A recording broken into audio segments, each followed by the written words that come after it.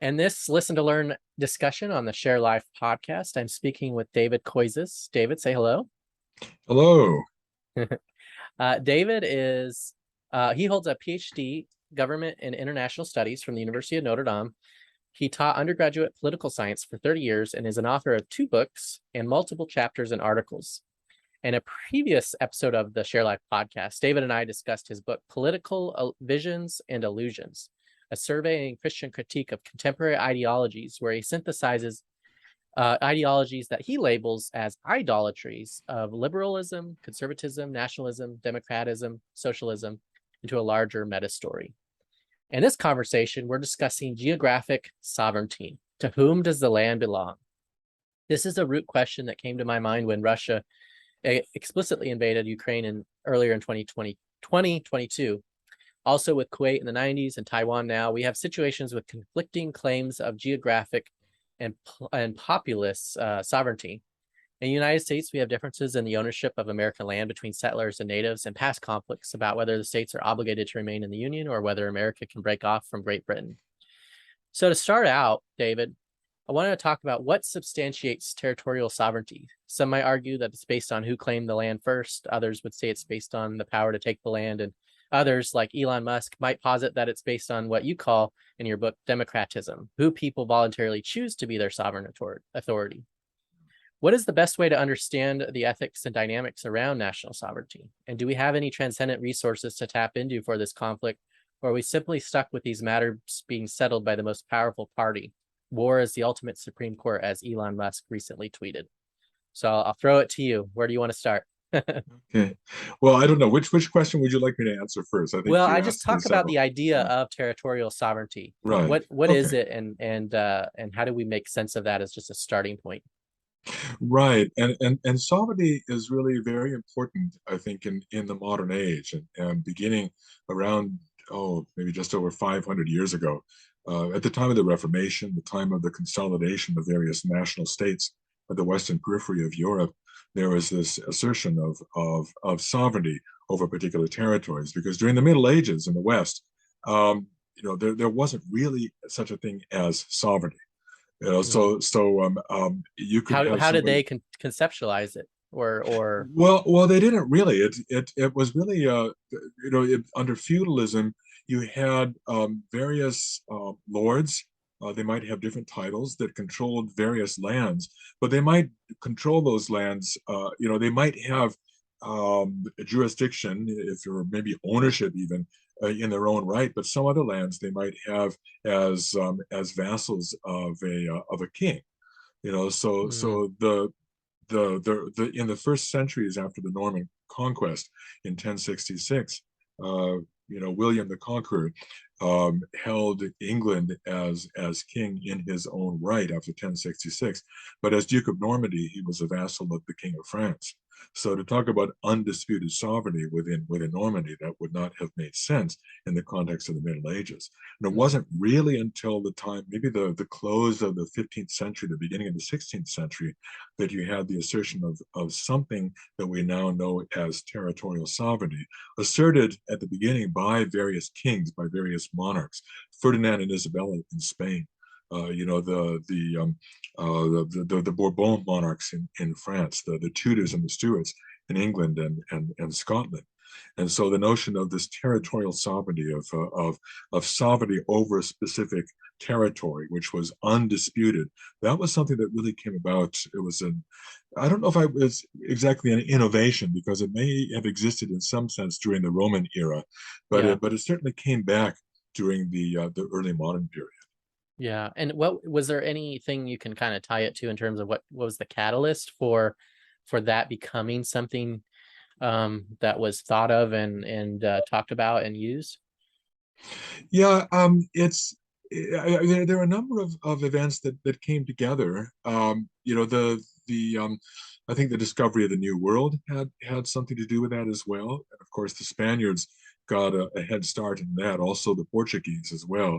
And at the end of the 15th century, they persuaded the Pope to allow them to divide the world Yeah. between Spain and Portugal. The Treaty of Tordesillas, which obviously other Western European states did not find that particularly persuasive and decided to stake their own claims and so forth. But Mm, the idea of staking a claim over a particular territory for a particular ruler, that was a catalyst to the consolidation of states even within Europe, especially the western periphery of Europe.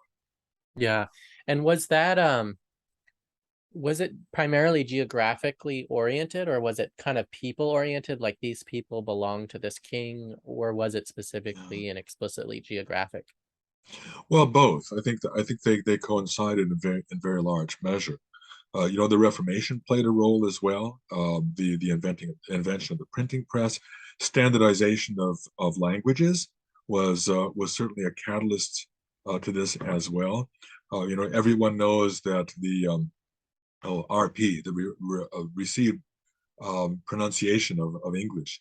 Yeah. Which was the monopoly. I don't know if that's a monopoly of the BBC announcers. It's not the case anymore. Over the last 50 years, if you listen to the people on the British Broadcasting Corporation, you'll hear a variety of accents, which was never the case up until maybe about the 1960s and the 1970s. But standardization of languages as well. We take that for granted in North America, but in Europe, from one side of a country to the next, you could have vastly different dialects of the same language. Certainly, that's the case with English. It's the case with German. It's the case with French. The Dutch language, it's the same. So all of those were catalysts to a kind of standardization within particular territories of language, of religion as well, of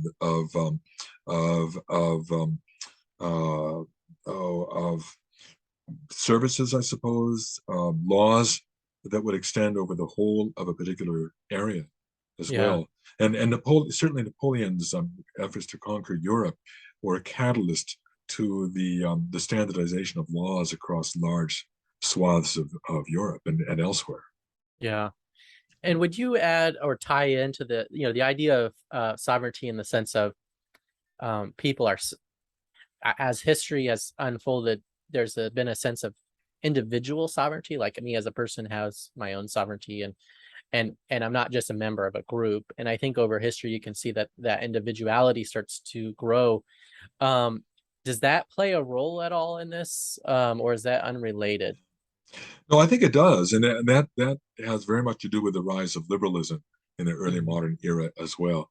So, for with respect to liberalism is basically tantamount to individualism. The individual really comes to be sovereign. In that kind of a context, it seemed as though the only counterpole to the sovereignty of the individual was the sovereignty of the state. So in liberalism in the early modern era, and really, right up into the 20th, 21st centuries, you have this notion that society is made up of the individual on the one hand and the state on the other. And Mhm. in many respects, they're not really opposites, because in many respects, individualism and statism go together. And I think nobody showed this um, um, uh, more eloquently than Patrick Deneen did in his book "Why Liberalism Failed," that was Yeah. published a few years ago. Brilliant Okay. book. I would recommend a reading of that. Yeah, yeah, I've read it and lots of great Uh, insights. So it sounds like what you're saying is the sovereignty of the individual as that developed, and after the sovereignty of kingdoms started to shape. yeah. Now you kind of have a third dynamic, which is now you have, I guess, rights, or you have some sort of laws that are a barrier between the individual and the state, essentially protecting the individual from the state, particularly in America, property rights and so on and so forth. Is that a good way to sort of understand that? Yeah, protection of the individual from the state, but as liberalism progressed over the centuries, the state became how should we say it? The state became a catalyst for an expansion of the rights of individuals. Hmm. So in the 1940s, Franklin Delano Roosevelt gave his speech on four freedoms. The freedom from fear, freedom from want is something that he talked about as well, and that's probably the most memorable one. Freedom Hmm. from want is something that the state actually has to intervene in some way to try to guarantee that freedom. Yeah. Yeah. So I guess to kind of maybe add another layer to this, when you kind of look at the Jewish tradition and you look at the Israelites, and also going back to the story of Adam and Eve, and that dynamic of God's giving them the directive to populate and essentially steward the world. Like how would you tie in that tradition's resources into this conversation of geographic sovereignty, or would you? Well, I think we could. What I would say, and this is what I argue in my second book, We Answer to Another, Authority, Office, and the Image of God, that the image of God at the very beginning constituted a kind of grant of authority, a grant of authority to God's image to human beings, over each other to a very large degree, depending on the office, the specific office that we hold, but over the rest of creation as well. And so authority is always authority under. So we are authorized to do something. We have authority. We are authorized. But if we are authorized, that always implies that there is someone or something that authorizes to do that Hmm. thing. So authority, for us who are believers, are Christian believers, we believe that all authority comes from God. Now, in the early modern era, sovereignty was seen as something that originates with a sovereign. So Hmm. it's a way, in many respects, of a kind of protest against God. We no longer believe that God, well, maybe he exists, but maybe he's very far away. This is what the deists believe, Yeah. that God has set the world in motion. He's retired from the scene and watching He's not everything directly happening. intervening day to day, so to speak. Yeah. No, that's right. Yeah. So Yeah. we that we are sovereign. We have this kind of kind of godlike rule over the earth and over other human beings. And sovereignty came to be very important for the early modern thinkers. People like Thomas Hobbes, Jean Baudin in France, uh, um, Hugo Grotius, or Huig de Groot as the Dutch would call him. Yeah. That sovereignty is very important for understanding politics. But if they are distancing themselves from or eliminating God as sovereign, what are they basing their theories upon? What foundation are they working from? Well, this is where individuals come in, because in Hmm. the early modern liberalism, but where is authority going to come? Where is sovereignty going to come?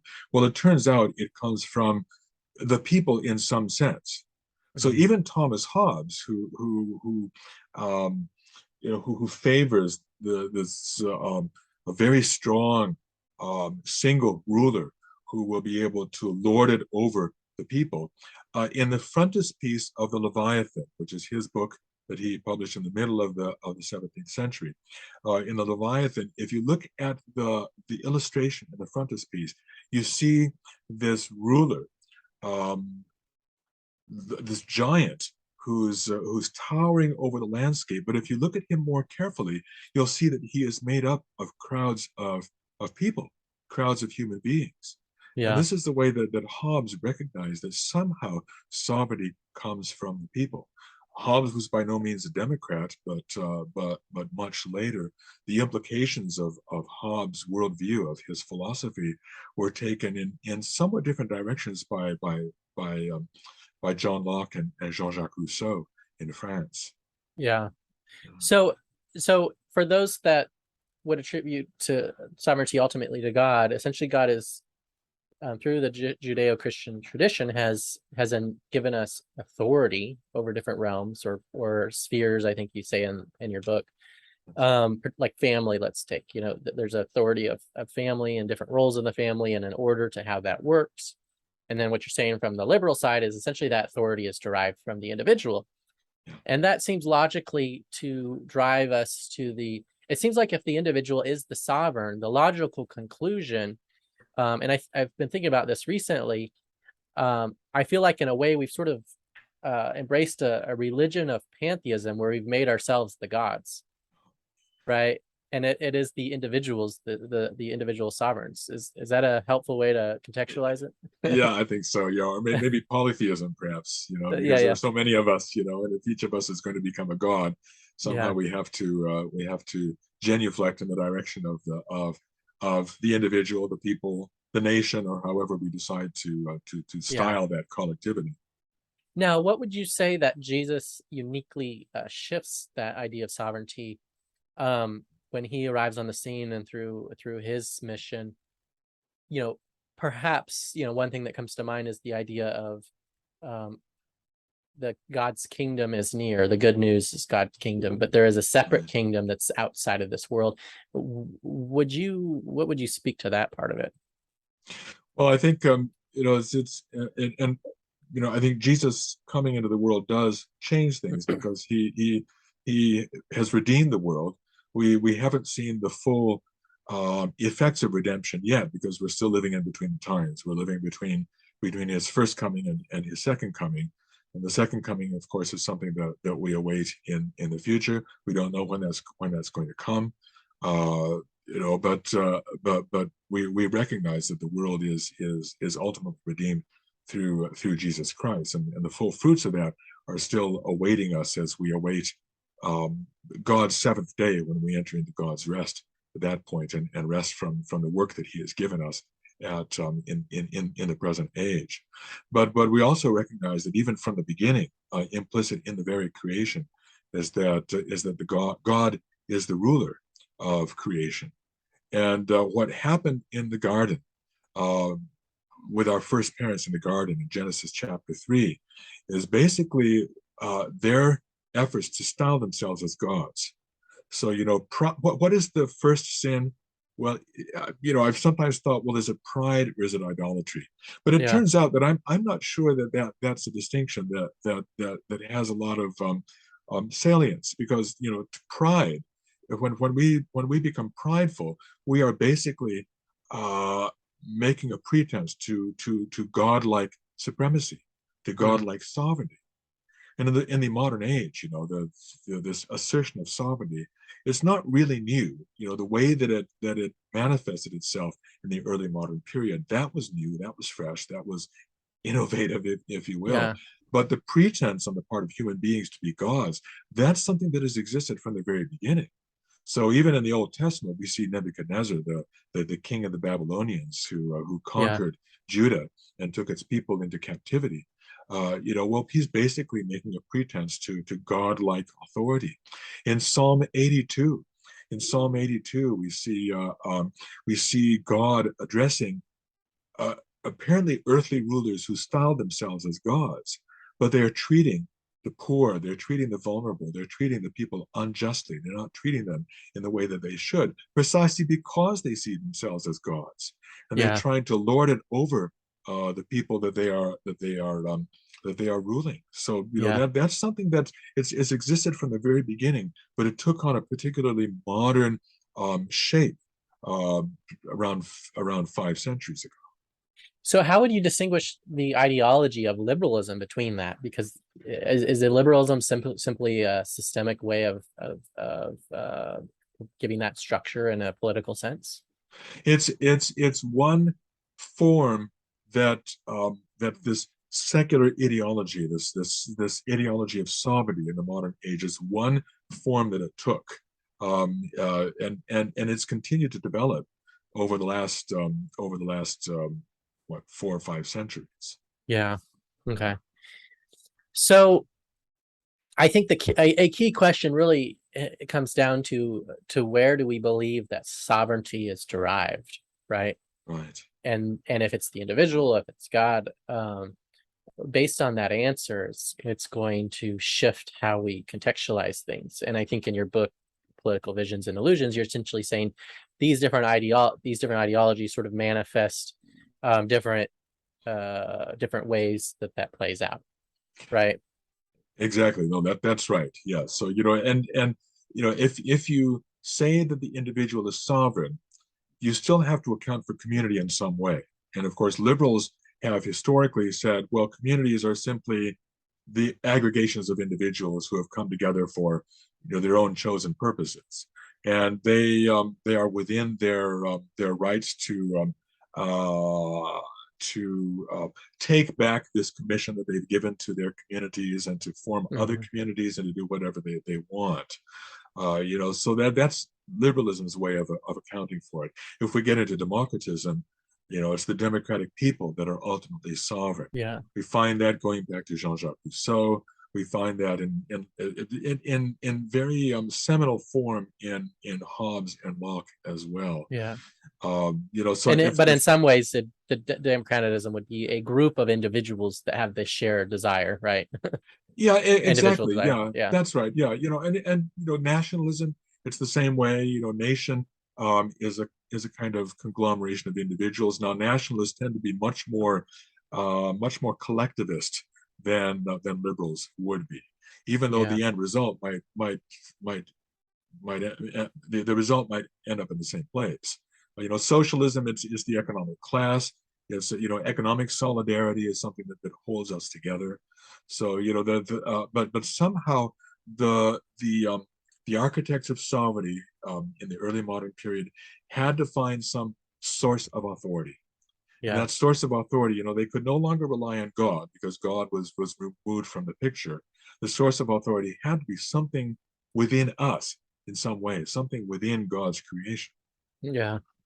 So when we think about sovereignty, then is you know it, fundamentally, is it similar at a small level than it would be at a large level, like me and my neighbors versus these countries that are battling between each other, or are there unique differences other than scale that play out in the national scale? Well, I think it has to do with will, ultimately. The will, what I want, what I want as an individual, or what we want as a collectivity. Hmm. Is the state. The early liberals said that the state is the result of a social contract. Individuals come together to begin a political community of some sort, and they invest their rulers with a commission to basically do what they want them to do. Yeah. Whereas I think a biblical Christian worldview would say that no, the state is a specific community that's called by God to do justice, to do public justice in God's world. But justice, the various political ideologies have a great deal of difficulty making sense of justice as a transcendent norm, Yeah. something that's irreducible to the wills of individuals or some collectivity. Yeah. So I guess I'd be what so what are the specific resources that are transcendent that we can tap into um, for navigating these conflicts other than the ideologies themselves? Yeah, well, different traditions have tried to come up with different ways to do this. So in the Roman Catholic tradition, people will talk about natural law, but natural law is not necessarily the the monopoly of Roman Catholics because there have been other. It has its origins in Stoicism. Yeah. Ultimately in Plato as well. If you go far enough back, so natural law. Christians on the side of the Reformation are more likely to talk about creation order, although that's not something that Karl Barth, the major theological figure of the 20th century, he didn't like this notion of creation order. He wanted Why is to, that? well, he thought it took away from the centrality of Jesus Christ. In what way?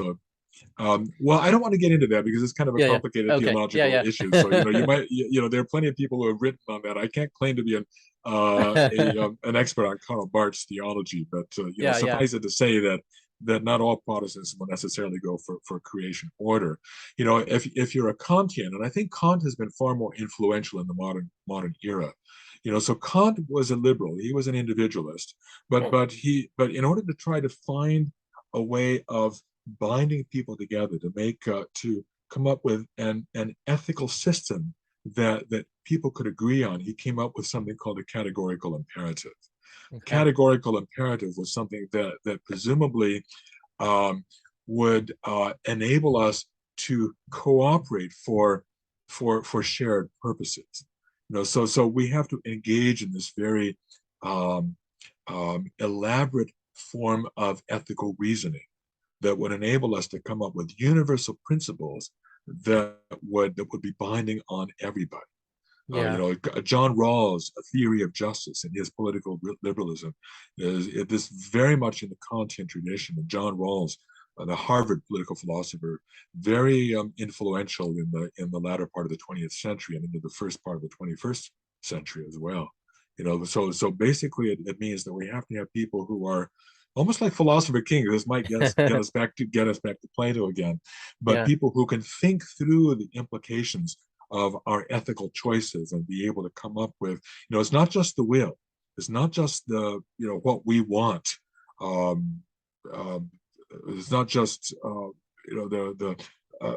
we're not just creatures of restless desires in the way that Hobbes understood us to be, but Kant would and his successors would come up with ethical principles worked out by philosophical types like John Rawls and so forth, and would be able to come up with these principles on which we, in principle, if we are rational human beings, could agree. And that's the way that we could somehow come together and be able to come Yeah. together and cooperate. So that what that kind of informs me in terms of the Yeah. geographic sovereignty topic is, Yeah. if we sort of agree to this larger set of rules, whether it's natural law or these sort of Yeah. further developed ideas, um, we can have a bit of harmony. And I think if we look at the Western world, we generally have that. But when you have a paradigm like the Western liberal democracy, now it's going up against someone like Russia or China who have a fundamentally different viewpoint. That clash becomes more obvious. Those assumptions are not the same, right? That's right, and this is where Kant wrote an essay called "Perpetual Peace." And he thought that he would be able to come up with these rules that would enable countries to live side by side.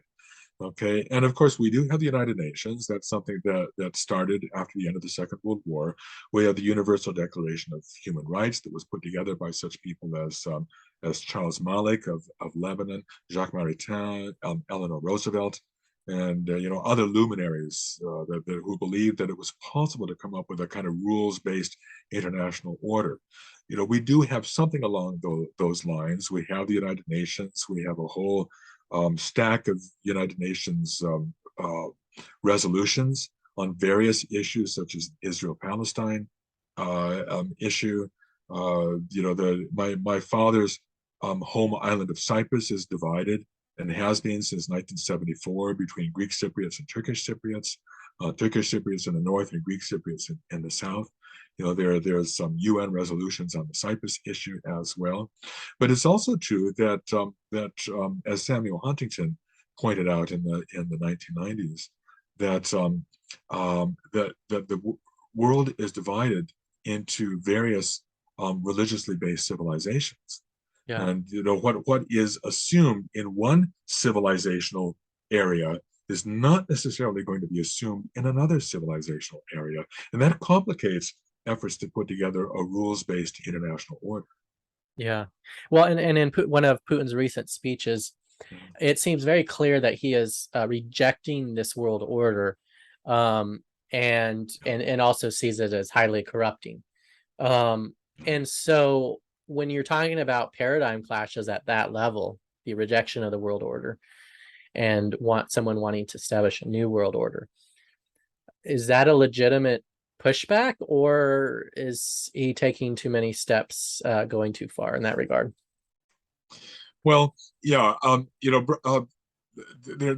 are a number of components that can go into answering that question, and I think what I will say that as far as Putin is concerned, he is drawing on this Russian tradition that some people have called Eurasianism. As opposed to the Western orientation of Peter the Great and some of his successors, like maybe Alexander II, the one who liberated the serfs in the 1860s. He would be seen as more of a Westernizer. I think Mikhail Gorbachev was a more Western-leaning figure as well. Yeltsin was kind of a transitional figure. Putin is not a Western-leaning figure at all. I think that's become Yeah. more obvious. I think that was already present at the beginning of the century, but I think it's become even more. It's become more obvious, especially after he simply walked into the Crimean Peninsula on the Black Sea and took it over and held his sham referendum to Yeah. incorporate it into the Russian Federation. So this Eurasian vision that's an historic um, worldview that has vied with this Westernization for control of Russia. Yeah. This Eurasian vision is that somehow this Russia's destiny under God, or under historical determinism, if you're going back to the Soviet period, but the destiny of Russia is to knit together this diversity of people in the Eurasian continent, holding them together into this grand imperial entity, and Yeah. that's what Putin is drawing on. So it's not the West. They don't care about the West. They want to see Russia as being wholly Russia. Russia is its own civilization, and the rest of the world, Mm. they're pretty much excluded from Russia's viewpoint. Patriarch Kirill of the Patriarch of Moscow adheres to this vision as well. Maybe for very cynical reasons. He's basically Vladimir Putin's lapdog. Yeah. Uh, you know, it, for his allegiance to Christianity seems to come in second place to Yeah. his allegiance to Vladimir Putin. So, Mm. but this is something that goes back in Russian history. Nicholas I, he was basically a kind of Eurasianist, if you will. In their own ways, I think, Alexander III, who was the father of the last Tsar, he was something of a Eurasianist. Possibly Nicholas II as well, but Nicholas was also had ties to other royal families in Europe. The Danish monarchy and also the British monarchy. George V, the late Queen's grandfather, was Nicholas II's first cousin. They Yeah. actually looked very much alike. They closely resembled each other. So, but nevertheless, this Eurasianism is something which has been a part of Russia for a very long time. Mm. So I'd like to dive in more specifically into the Russia and Ukraine, Russia's invasion of Ukraine, and kind of talk about geographic sovereignty from that particular situation. So hopefully sort of pull some of these ideas into more specifics. But in 1992, Russia began its modern era annexation project by taking part of Moldova and Georgia. In 2008, they'd take more of Georgia, and then 2014, they'd take parts of Ukraine. And in early 2022 of this year, Russia would try and take all of Ukraine, although unsuccessfully. Recently annexed portions of Ukraine under the pretext that it was what those locals wanted was held and signed off by Putin. Max Seddon, Moscow bureau chief for the Financial Times, recently quoted Putin saying southeastern Ukraine is actually part of Russia because the Russian state's predecessors ruled it. It was part of the Russian Empire, and because the USSR fought to free it from the Nazis in World War II. So how do we make sense of this situation between Russia and Ukraine and Russia's claim to the land? It's a very complicated issue, and there's a sense in which I'm not a fan of Putin by any means. I Yeah. think he's a troublemaker. I think he's basically a kind of terrorist, international criminal, if you will. But there is some legitimacy to the claim, because at the end of the 18th century, Empress Catherine the Great conquered the lands that are now southern and eastern Ukraine from the Ottoman Turks, and she called it Novorossiya, New Russia, and began settling Russians there. Mm. There were some people that remained, like the Crimean Tatars, that speak a Turkic language, related in some fashion to people living in Turkey and Azerbaijan and Central Asia and so forth. But at least linguistically, but that area was Novorossiya. The boundaries that were set between the various Soviet republics. There were at its height there were 16 republics. In the last decades of the Soviet Union, there were 15 republics, and Soviet leaders would draw the boundaries wherever they wanted to. So Nikita Khrushchev in the middle of the 1950s arbitrarily took the Crimean Peninsula, which had been part of the Russian Soviet Federative Socialist Republic, one of these 15 republics, and turned it over to Ukraine. Why? Because the residents wanted to go? No, they weren't, because most of the residents of Crimean Peninsula were and are still Russian speaking. And so at the breakup of the Soviet Union, you had all of these border conflicts that burst into the open. Now, Russia did not actually take part of Moldova in the 1990s. So Mm. what happened was that you had Russian speakers in an area called Transnistria, because it's this sliver of territory along the edge of Moldova, between Moldova and Ukraine, largely Russian speaking. Tiraspol is the largest city in that area, and they call themselves the Transnistrian Soviet Socialist Republic. So it's a little bit of the Soviet Union that they were trying to hold on to. They were pro-Russian, to be sure, but it's like a little piece of the Soviet Union that continues to exist into the 21st century, not recognized by anybody. Yeah. Certainly, Moldova doesn't recognize it, but Moldova is largely Romanian speaking. The area around Tiraspol is this thin finger of land, is the Transnistrian Republic. De facto they're independent, but they're not recognized by anybody else. Now, in after Ukraine became independent in 1991 with the breakup of the Soviet Union, the south and eastern part of Ukraine was largely Russian speaking.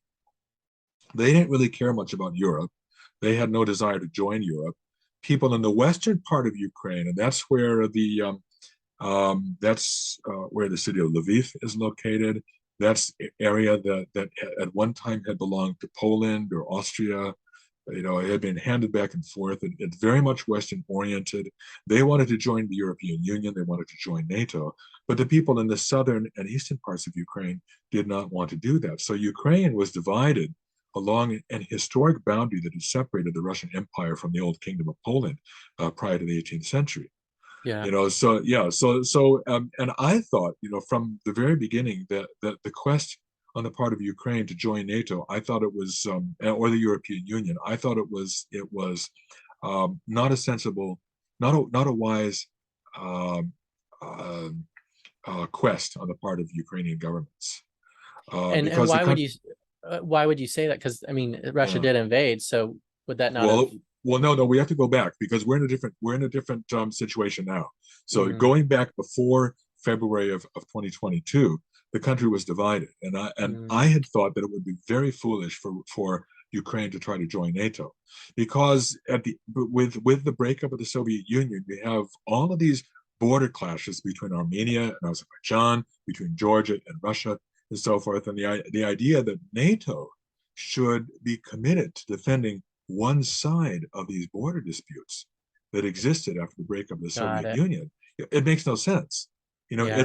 It's very probable that NATO is already too large as it is. Yeah. Because when Donald Trump was president, he started to call into question NATO and American commitments to protecting the Baltic states of Lithuania, Latvia, and Estonia, which of course sent the Baltic states into a panic over that. But Yeah. realistically, would American young people want to go over and to defend Estonia, for example, from a Russian invasion? It's Yeah. possible and probable that NATO is spreading itself too thin, at least as a defensive organization. Now, the way that NATO was developing prior to this year, it seemed to me that NATO was actually functioning more as a collective security arrangement for its members to keep them from fighting each other. Mm, There were several times after 1952, when Greece and Turkey joined NATO, there were several times that Greece and Turkey almost came to blows, primarily over Cyprus, but also over oil in the Aegean Sea. yeah. But the fact that both countries are part of NATO prevented them going to war. And this is the way that NATO was developing. So in many respects, it made sense that Eastern Europe would want to be part of NATO, because it would extend the collective security agreement into the eastern part of Europe. And in principle, Russia could have been part of that. There So was was no there a real. missed opportunity to pull Russia into NATO?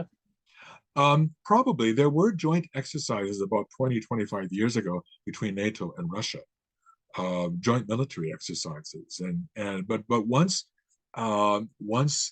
Putin came to power, and began to revive this notion of this expanded Russian Empire, it changed everything.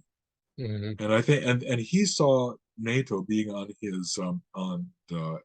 his front door, as it were, as a threat, Yeah. which I don't think it needed to have been, but this is what happened. But so now what happens is that Putin invades. This is the 24th of February of this year. Putin invades. And whom does he take on? He takes on the very people in Ukraine that were most sympathetic to Russia. Yeah. It's the Russian speakers in the southern part and the eastern part of Ukraine. People living in places like Zaporizhia and Odessa, and all of these uh, other cities that are almost completely Russian speaking. Those are the Hmm. people he's attacking. Yeah. It's a stupid thing for him to do. Yeah. He's antagonizing the very people that are sympathetic towards him, That right? were sympathetic to him. So Mm, now this historic division within Ukraine, uh, Putin erased that almost completely overnight. mm. So So now you he's almost Ukrainianizing the parts that were on the edge. exactly Yeah. exactly he's created a united Ukrainian nation where one did not exist before. Mm. It's an extraordinarily stupid strategy. So so how do you reconcile that tension then? Like how would it have been Yeah, better to have addressed this country that was fragmented in a way yeah, that dealt with the sovereignty issue and also right. not everyone's going to agree. So how do you sort through that? Well, I think Ukrainian governments should have pursued they should have pursued a policy of neutrality. Hmm. I don't think they should have tried to join NATO because that antagonized Russia. Okay. And I think people living in the West miscalculate. Yeah, I guess what would you Yeah, say to someone who's like who would who there's an assumption that Russia in that statement that Russia yeah, was responding to that dynamic versus the idea that what yeah, if Ukraine had um uh been willing to negotiate and yeah, they had come up with something and then Russia still asserted a claim on its territory. How would you speak to yeah. that? Yeah, I mean that's sort of a what if situation. I think at this point, I mean my fears, and I used to teach this subject, um, when I was still at this undergraduate institution. I had taught this subject. It started out as Soviet politics, and then it morphed into Russian politics, and then Northern Eurasian area studies. Yeah. So it was a course that went through different incarnations, as it were. But I thought, the only way that Ukraine could become part of the European Union is if it um, acquiesced in its own partition. Hmm. Hmm. Which I didn't think was a very good idea because partitions, my relatives on my dad's side have personal experience with partitions and being on the wrong side of the border and Yeah. having to flee and become refugees. So that's something I'm not a fan of partitions. This is what happened when India and Pakistan were partitioned back in 1947. There just huge numbers of people died as a result of that. It was a very just a horrific um, um, event that took place. This partitioning of the old Indian Raj into India and Pakistan, it just left huge numbers of people on the wrong side of the borders and subject to reprisals. And it was just a horribly vicious thing. Yeah. Yeah. Well, and I guess that's where I wonder, like, Putin seems to want to restore the Soviet Union. And what does that specifically mean? But it does imply Yeah. that Ukraine is just one piece of more to come. Yeah. But is that oversimplifying it? Well, it's he does want to restore. He would love to restore the Soviet Union to its former, or Russia, Yeah. Russian Federation, or whatever he wants to call it, to its former borders. There, but that again, that's been part of the Russian political culture for centuries. This Yeah. idea of expanding to try to neutralize one's potentially aggressive neighbors. Yeah. You know that it is true. I mean, twice in the 20th century, Russia was invaded from Germany. Yeah. You know, and Russians have long, and in the 19th century, it was from Napoleon. You know, Yeah. so these are not irrational fears. Yeah. You know, but I don't think that young people living in Russia who have no memory of the Soviet era, you know, this idea of restoring Russian glory, it doesn't really resonate with them. Yeah. And this is why when Putin announced a call up of military call up of young men, you know, you had people queuing up at the borders to leave the country. You know, Yeah. they this doesn't resonate with them. You know, he's an old man. Putin is an old man now, you know, his late 60s, and wants to try to restore Russia to its greatness. This is something that may have resonate with older Russians, perhaps, but young people, they have no memory of that. They don't really care. Mm. So in that sense, there's a legacy component that's tied into this that's fading quickly. I think so. Yes. Yeah. Yeah. Now, It's how does that relate to the Chinese Taiwan situation? Is that similar, or yeah. is that, or do the people of China um, all think that Taiwan is that a generational gap in the Chinese Taiwan situation? That's difficult to say. I don't know as much about this Chinese situation as I know about Russia, because Russia is something that I studied in a more focused way. I even Yeah. studied the Russian language, you know, a long time ago, and have retained very little of it. Yeah. But you know, China, and the you know, Taiwan was controlled by Japan from 1895 up until the end of the Second World War. You know, Hmm. it very briefly was reunited to the Republic of China, but then, of course, the Republic of China ended up being exiled to Taiwan by 1949 when Mao Zedong's Red Army ended up taking over the rest of the country. So now what we had was, you know, during the Cold War, there were clashing claims between the People's Republic of China that claimed Taiwan and the Republic of China that was in exile in Taiwan and claimed the whole of China. So Yeah. these were, you know, clashing claims, different regimes. You know, now after 70 some years, they have developed into two different countries. Yeah. Taiwan is basically its own republic. It's a thriving democracy. It's no longer, you know, for all practical purposes, it's not the Republic of China. So Yeah. now we have these historic claims that each might have some legitimacy to them, but nevertheless, we're in a different world right now.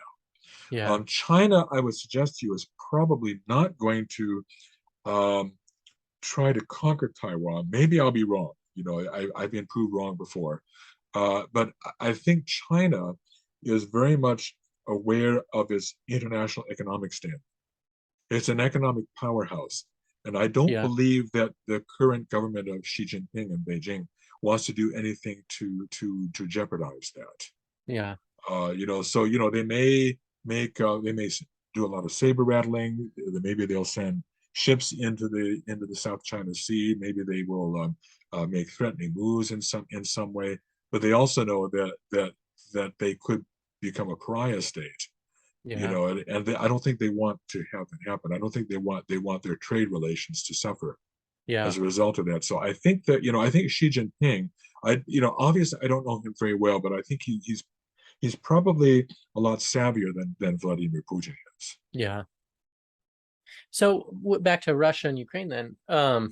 Is there an argument to be made to push back? I mean, you kind of made it in a sense Yeah, of like, well, Russia is antagonizing the very people that were sympathetic to him, to yeah, Putin.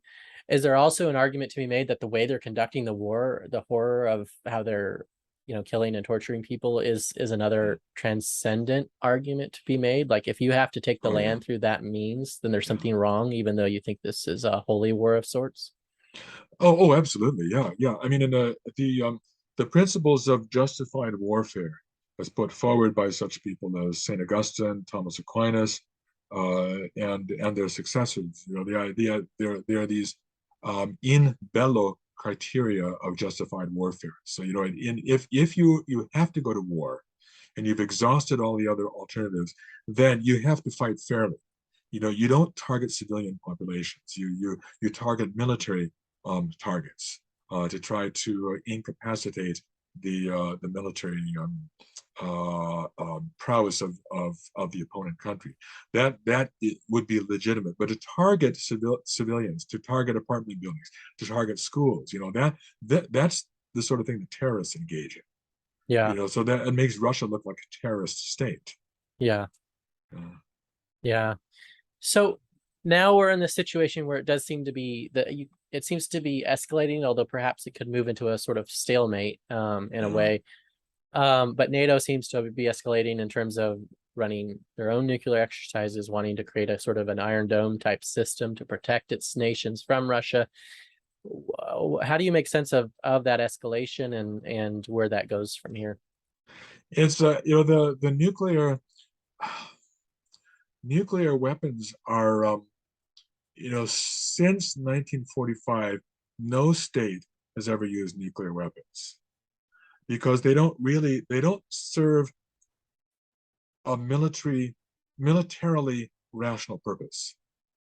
Okay, because they don't they were the the two times the nuclear weapons were used against Hiroshima and Nagasaki, they were used against not military targets but against civilian populations, and now we have come to understand that that's tantamount to terrorism.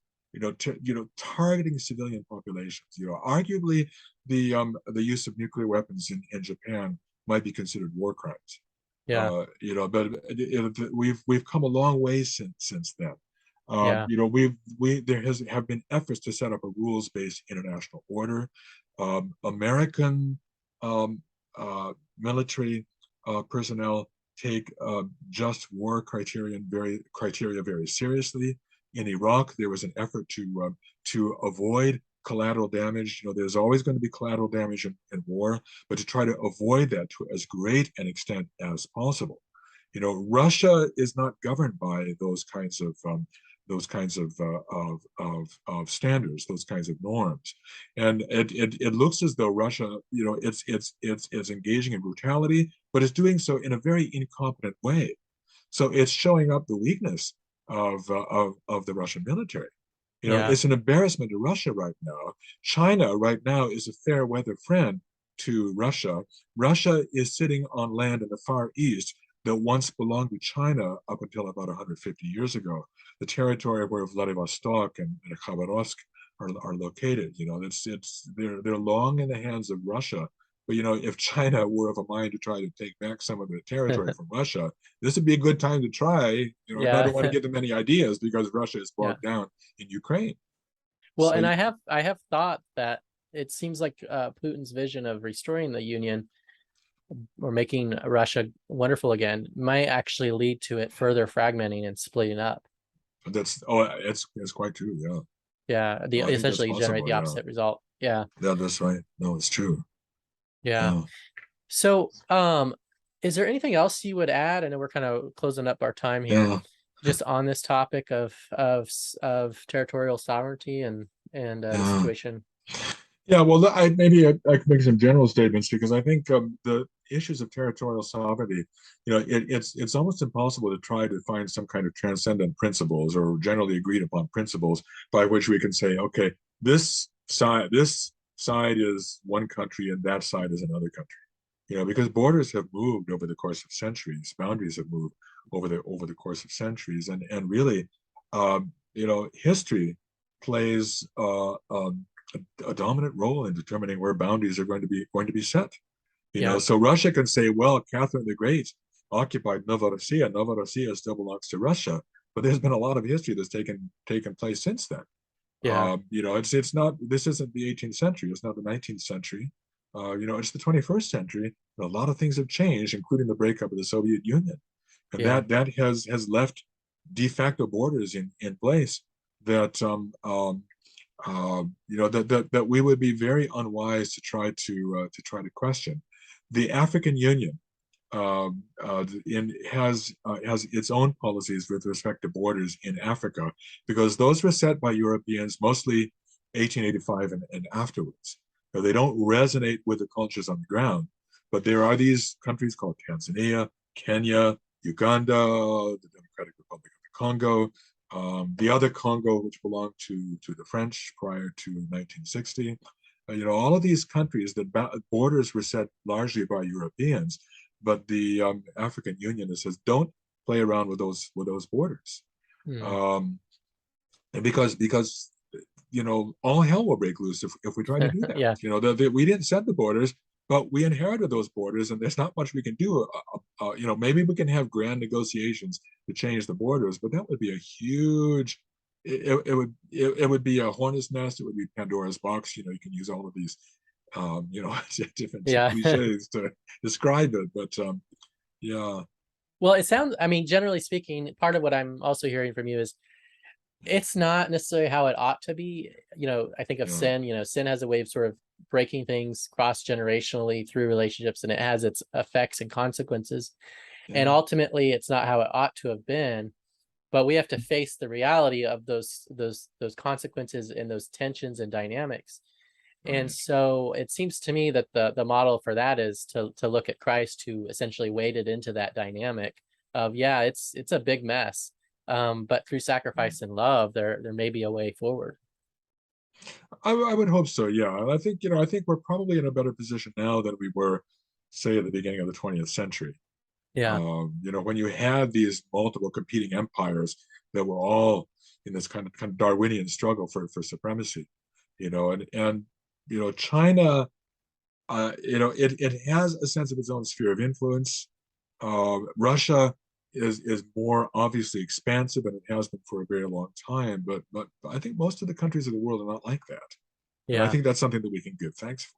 Yeah. And so in that sense, we have practical consequentialism that may make those types of things less likely because people will pursue things that are more fruitful than war, right? That's right. Yes. Yes. At least in the long run, maybe not in the near future, but Uh, no, that's right. Yes. yeah. Yes. Any other thoughts on this topic? No, well, just thank you for having me on a second time, and I enjoyed Yeah, our yeah. conversation. Yeah, sounds great. So tell it to everyone, you got your books. What are they? How can they find them? Your blog. Tell us about what you got going Sure. on and how people can Yeah, connect with you. yes, my blog is called Notes from a Byzantine Rite Calvinist, and you can Yeah. you can find that pretty easily over the search engine. My first book is called Political Visions and Illusions, and it's basically a kind of survey of political ideologies. It's been out in the second edition since 2019. It's been translated in Portuguese and Spanish as well. And my second book is called We Answer to Another: Authority, Office, and the Image of God, and that was published by Whitfinstock in Eugene, Oregon. And you can find that as well easily online in the standard booksellers and so forth. Yeah. And so yeah, and you're welcome to follow my blog if you're at all interested in my work with this organization called Global Scholars Canada. You can write me. You can find my email address fairly easily, and I can add you to my list. Okay. So I have one last question. So your blog is the Byzantine Calvinist. So is there a Yeah. difference between a normal Calvinist and a Byzantine one? Well, it's kind of a tongue-in-cheek moniker because it's a reference to my Greek roots on my paternal side.